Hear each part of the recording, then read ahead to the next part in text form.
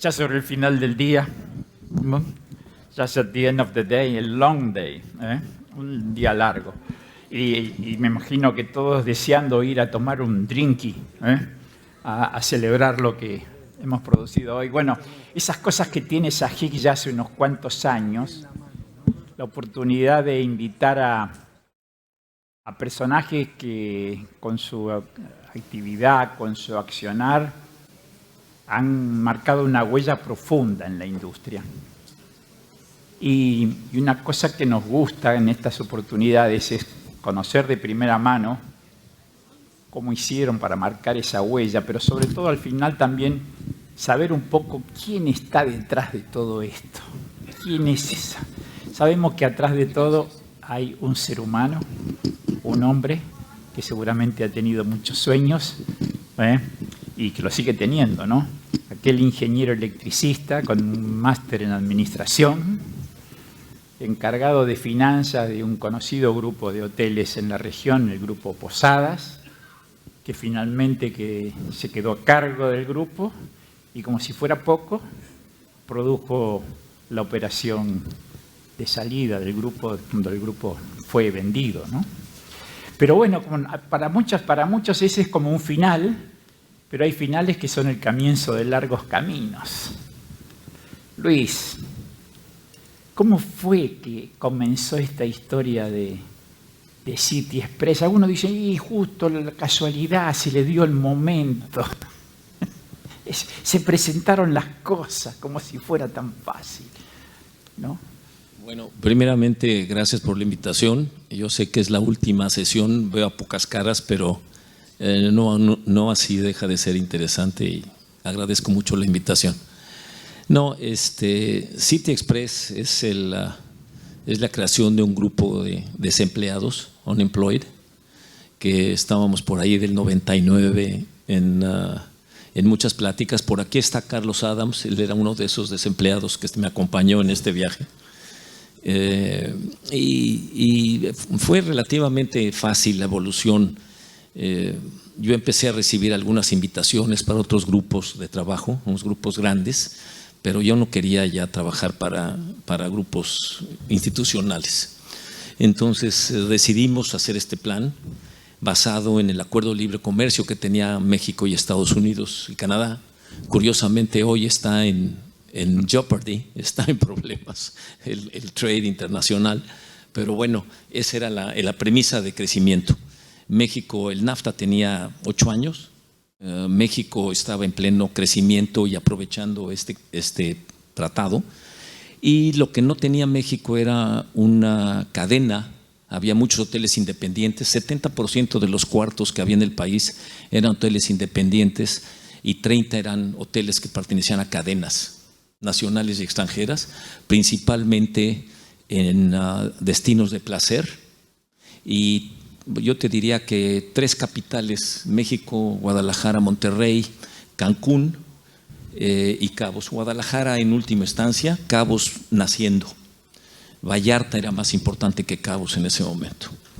Entonces nos dimos a la tarea de diseñar un producto. Yo diseñé como parte de estos inicios la cadena Fiesta Inn. Hicimos Fiesta Inn, hicimos una cadena de hoteles de aventura que hicimos en la zona del sur de Quintana Roo, y desarrollamos el concepto de club vacacional para la cadena previa. Le llamo yo la innombrable. Y bueno, de esa manera nos dedicamos y siempre noté que había un segmento ligeramente abajo de estas Hampton. No había Hamptons, había Fiesta Inn, había Holiday Inn Express, acababa de nacer. Entonces sí, yo siempre sentí que había una necesidad en ciudades y mercados secundarios, y ahí es donde pensamos el producto, pensando en que NAFTA iba a explotar. Entonces hicimos una cadena que fuera dirigido al mercado, que fuera accesible, un mercado accesible, que tuviera todas las modernidad, un diseño moderno, jovial, con colores claros, que evocara eso, ligereza en el diseño y que tuviera todas la parte de tecnología y seguridad de estándares internacionales. Llámese lo que para esas épocas eran los NAFTA, no era NAFTA, eran los safety standards norteamericanos, ¿no? Sprinklers, toda la parte de seguridad contra incendios, etcétera. ¿Por qué? Porque siempre pensamos que los estándares norteamericanos nos iban a servir. ¿Ya estabas pensando en la salida? Pues sí, la verdad es que sí, ¿no? Es más, teníamos un hotel en la Ciudad de México 5 estrellas que DuPont no se quedaba con nosotros porque no teníamos rociadores contra incendio. Entonces todo eso te decía que si ibas a hacer una cosa nueva habría que hacerla con todas las de la ley. Fiesta ahí los hicimos ya con esos estándares. Entonces, bueno, cuando salimos, esos eran la misión era estándares internacionales, una cadena económica o accesible. No me dejaban, los mercadólogos no me dejaban decir económico, me decían que dijera accesible. Affordable. Desde esas épocas yo decía que fuera 3 o 4 estrellas. México, las estrellas no te decían mucho. Y luego estábamos hablando de que tuviera todos los estándares y que fuera moderno y que buscara que tuviera un carácter, y ese carácter sustentable. Se me estaba olvidando la última parte, sustentabilidad. Y así es como iniciamos. Mi rango de precio era hacer un producto que costara $30,000 por cuarto, que tuviera alrededor de 100 a 120 cuartos, y queríamos hacer 10 hoteles en un principio. Eso me daba $30 millones, 100 cuartos por hotel, $30 millones, y $1 millón de working capital para financiar la operadora. Queríamos hacer 10 hoteles en 3 años, y ese fue. Yo tenía un spare change por allí de ahorros, y finalmente levanté $18 millones, que fue el inicio. Y eso los levantamos en menos de 3 meses. Teníamos el equipo de unemployed, éramos 4, y levantamos eso en 3 meses. Teníamos como 80 años en la industria de experiencia, o sea que no estaba mal el equipo. Y ese equipo estaba en el área de development, Carlos. Estaba Javier, que tenía varios años en design and development de hoteles, ya construcción y supervisión, marketing, y estaba Francisco, que es el IT guy. Francisco estaba desde un principio siempre pensando en que iba a estar altamente soportado por tecnología y sustentabilidad.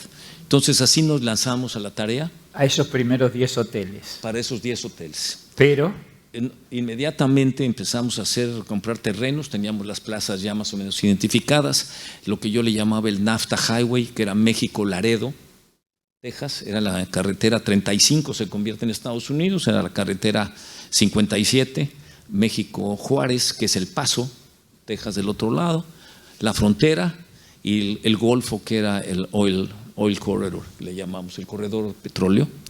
Luego era la carretera 10, que es México-Nogales, Arizona, y básicamente ese era el juego inicial. En menos de un año ya teníamos comprados los terrenos, y en mayo, escasamente 1 año y 2 meses, habíamos ya arrancado el primero, que fue Saltillo. Y ya para esas fechas teníamos 5 terrenos, y el capital ya se nos estaba acabando, porque ya teníamos los 5 primeros terrenos en construcción y los otros 5. Entonces empezamos a hacer capital calls, empezamos a subir el capital. Los mismos socios, Friends and Family, levantamos otros 8 millones y otros 10, y para los 2 años y medio ya teníamos 38 millones. Para 4 unemployments que, entonces, sabían muy bien lo que querían. ¿Cómo llegan a esto de un hotel cada 6 semanas? Bueno, el tema fue así.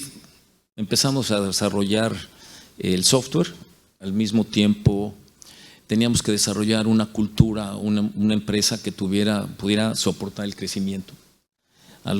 Cuando llevábamos como 10 hoteles obviamente una organización piramidal, tradicional de áreas y centralizada no podía funcionar. Entonces lo que hicimos fue una organización matricial, o sea, una organización fuera una matriz, empoderamiento de la gente, la volteamos.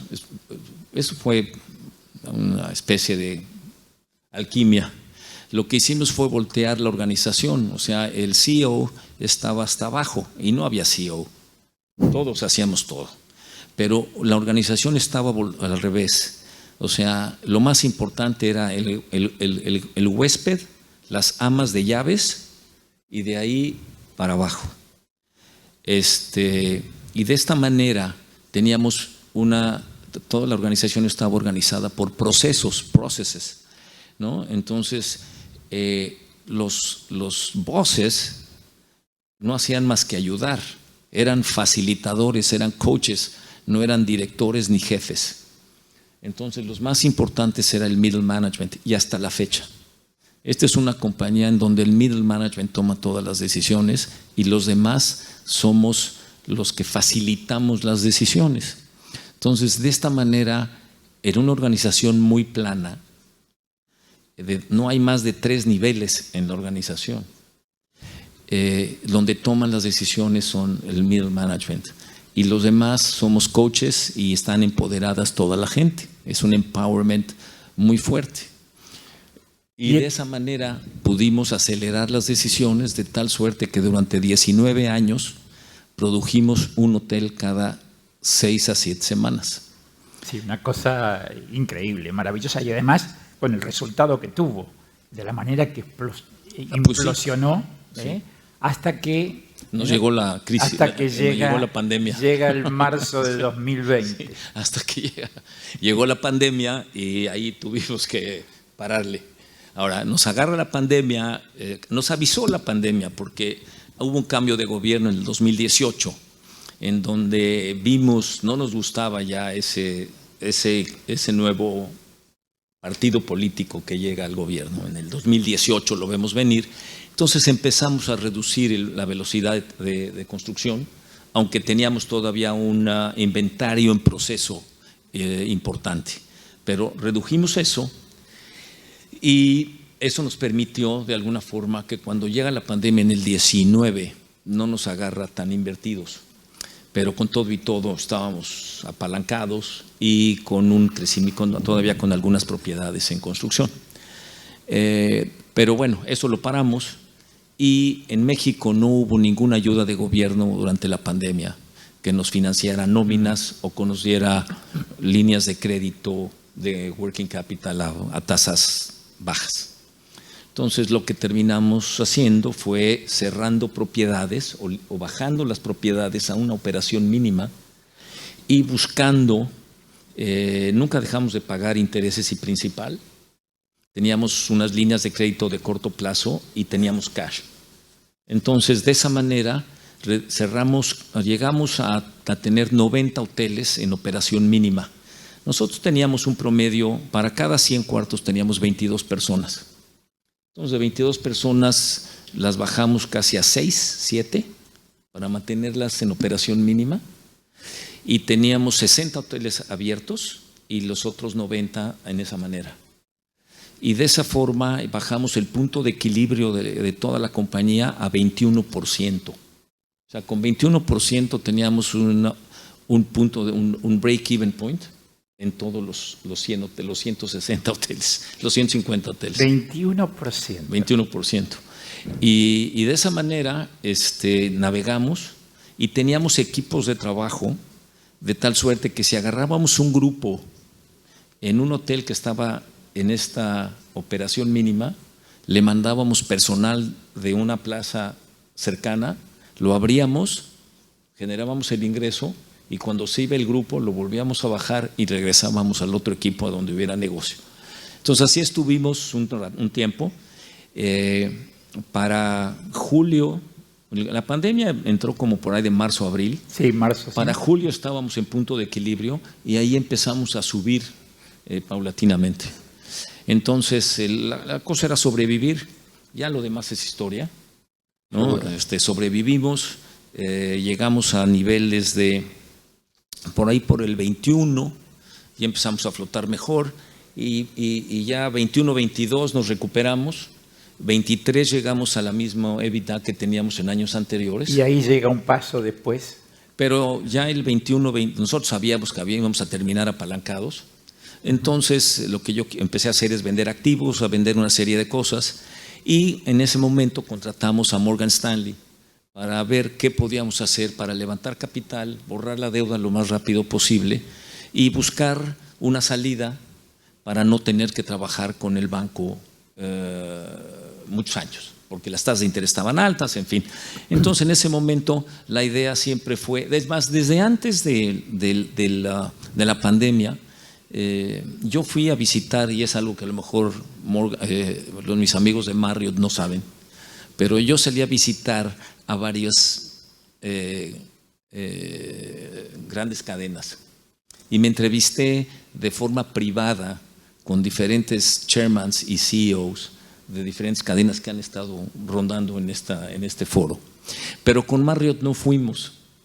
Y no fuimos con Marriott porque acababan de hacer la transacción de Sheraton, ¿no? Y estaban muy emproblemados con su fusión. Entonces, por esa misma razón no tocamos. Y un gran amigo mío, que ustedes lo conocen, que vive en Malibu, ya saben quién es. Es un gran amigo, very close.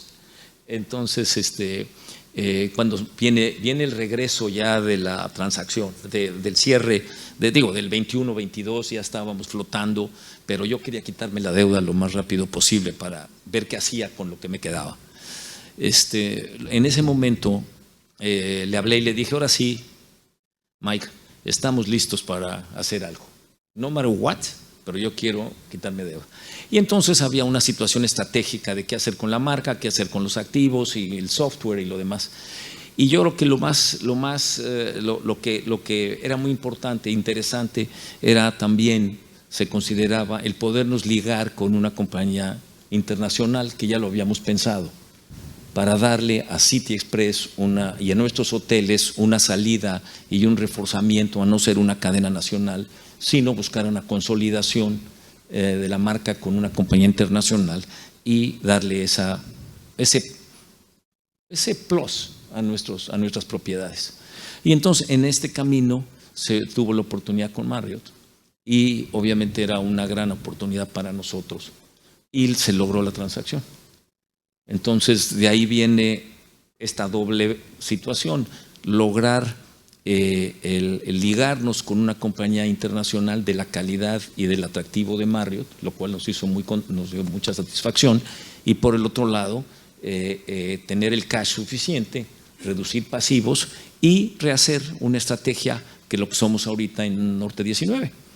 El Norte 19 no es más que la latitud de la Ciudad de México, no es muy creativo, pero simplemente son de esas veces que pensar un nombre nos cuesta mucho trabajo. Así como el nombre de City Express, fue una noche en mi casa con mi esposa, el decir qué nombre le ponemos a la cadena, y empezamos a jugar con los nombres, y pensando dijimos City Express. Yo todavía le dije a Gina, mi mujer, le dije, oye, pero es que American Express me va a vetar el nombre y Citibank me va a vetar el nombre, pero a ver, vamos a hacer el intento. Y nadie me vetó el nombre. Y entonces sucedía. Y qué buen nombre para internacionalizar el producto. Acuérdense que en México hay un tema que se llama malinchista. Malinchismo es que nos gustan las marcas extranjeras. ¿Y por qué?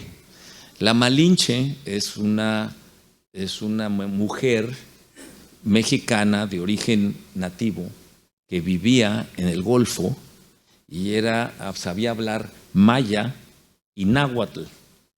Y Cortés, el conquistador, llega a las costas de Cozumel, de la península maya, y necesita un intérprete para conquistar a los aztecas que hablaban náhuatl.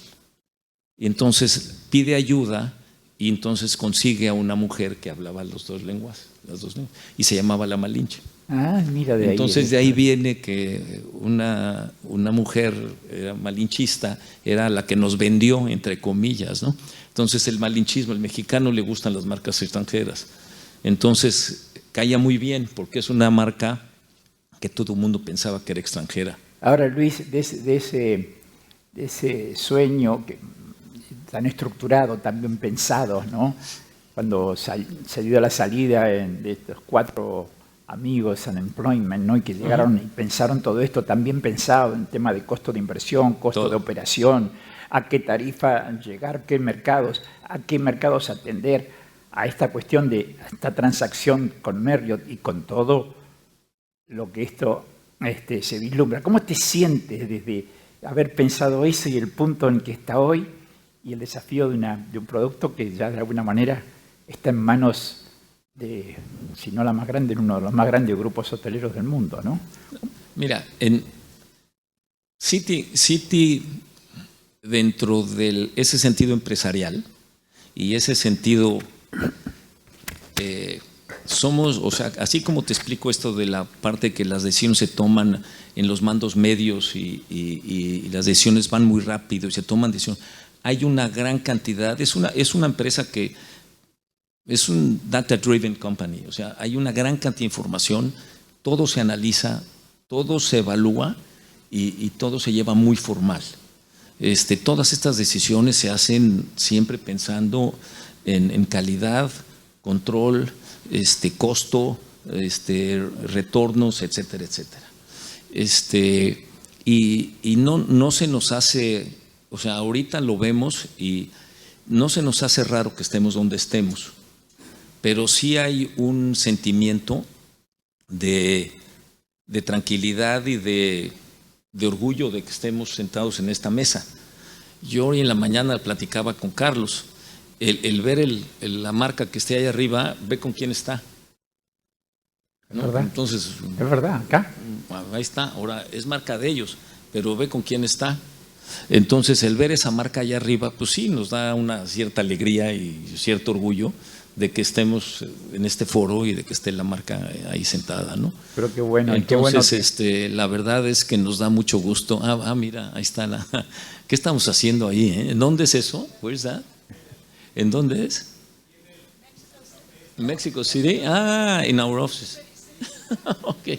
Bueno, ahí estamos. Sí, nos da mucho felicidad estar aquí, haber hecho la transacción y ver que pues ya hay una propiedad en Estados Unidos que se anunció y que van a ser muchas de un largo camino. Entonces, la verdad sí nos da mucha satisfacción y estamos muy contentos de haber hecho esta transacción con pues una de las mejores, si no es que la mejor compañía de hotelería del mundo. Seguro. Bueno, estamos con el tiempo un poco ajustado, pero bueno, evidentemente, además de profesionalismo, conocimiento, además de rigor, además de compromiso, digamos, hay mucha pasión. Sin pasión es muy difícil, ¿no? Y bueno, y esas pasiones, digamos, en definitiva, porque atrás de todo esto siempre hay un hombre, en este caso a veces una mujer, pero hay un ser humano. Y tú mencionaste por ahí que, bueno, el nombre, por ejemplo, City Express, salió una noche y con una de tus pasiones o con tu amor, que es la familia, ¿no? Bueno, y es una de tus pasiones, pues la vela y otras cuestiones. Me gustaría conocer un poco cuáles son esas pasiones que están atrás de ese hombre que ha generado todo esto y que seguramente está lleno de sueños y proyectos para el futuro. Lo que menos me gusta es hablar de mí. Lo que más me gusta es poner en ese compromiso. Lo que menos me gusta es eso. O sea, te mandamos estas fotos porque me las arrancaron de mis álbumes, pero no, lo que me gusta es eso, es estar en la naturaleza, estar haciendo cosas muy frecuentemente solo, con la familia y estar en la naturaleza. Los proyectos que me quedan son cada vez trabajar menos y gozar a la familia. Qué bueno. Bueno, la verdad que me imagino que aún trabajando menos siempre hay cosas para aportar y ya en la industria o donde fuera, no te quiero anticiparte, pero sin ponerte en una situación, sí nos gusta compartir esto, por ejemplo, ver esa familia maravillosa, ¿no? Ahí están tus nietos seguramente, puros nietos, 8 nietos. ¿Cuántos hijos tenemos, Luis? 3, y con 3 ya tenemos. Bueno, la verdad que eso también debe ser una alegría que te llena el corazón y que te apasiona y que seguramente has ayudado mucho para ser motor, sobre todo en situaciones cuando los vientos arrasan, ¿no? Si estuviera aquí sentado algún grupo de unemployment o un grupo que no fuera unemployment, pero quieren dar un paso distinto, un nuevo paso, y se quieren lanzar a esta industria, ¿qué recomendación le daría? ¿Qué cosas debieran de cuidar? ¿O qué sugerencia le darías? Nada más tener vehemencia. O sea, vehemencia. ¿Quieres lograrlo? Aviéntate a todo lo que da. No volteas, que no haya miramientos. No dudes. Adelante, pero que se inserte nomás. Las locuras hay que vivirlas, las pasiones hay que llevarlas adelante y sobre todo los sueños y hacerlos realidad. Por ahí va. Bueno, señores, acompáñenme a